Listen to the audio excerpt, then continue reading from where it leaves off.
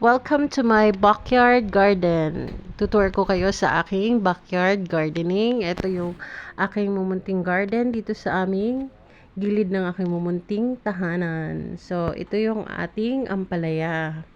Hindi siya yung mga hybrid na ampalaya. Pero, masasarap siya. Yan. Ang ating ampalaya. Ayan. Pasok kayo, wali kayo, pumasok kayo sa aking mumunting garden. Ito naman, yung aking mulberry. Nakailang bunga na itong aking mulberry. Ayan. Ganyan yung ginagawa ko para sumisibol yung bagong sanga. Ayan. Ito naman yung ating basil. Actually, malagong-malago yung ating basil at saka namumukat ko na siya. Hindi ko tinatanggal yung basil natin kasi nag-a-attract yun ng mga pollinators. Ayan. Ating sibuyas.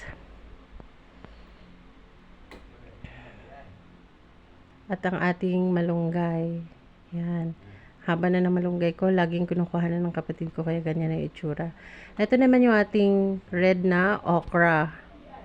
Yan. Tatanggalin natin yan kasi mas maganda siya pag bata pa yung laman niya yan. Hindi yung magulang kasi matigas na. Ayan. Thank you. Ito naman yung aking ube na sobrang sukal na. Tsaka sa baba nito, yung dalawang carrots na natira, yun yung mga survivors na carrots ko. Yun lang yung natira sa dami ng tinanim ko. Ayan, may mga basil. Ito yung aking basil na sobrang ganda.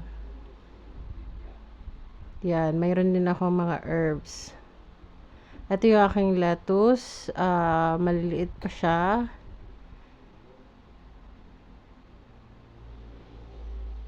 Yan. Ito yung carrots na medyo malaki na siya ngayon. Ito lang yung dalawa yung nag-survive sa dami ng tinanim ko. Ito lang yung natira. Ito lang yung nabuhay talaga.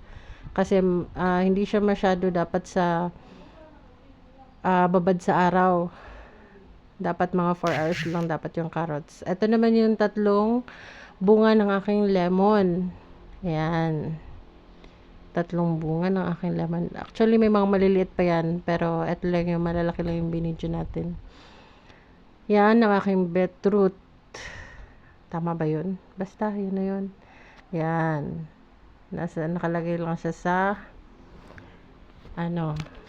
maliit na container. Yan. Yung aking chicharo. Hindi din siya dapat naaarawan kasi nagdidilaw yung dahon niya. Ito naman yung aking pipino. Yan, lumusot na siya dyan sa butas ng net.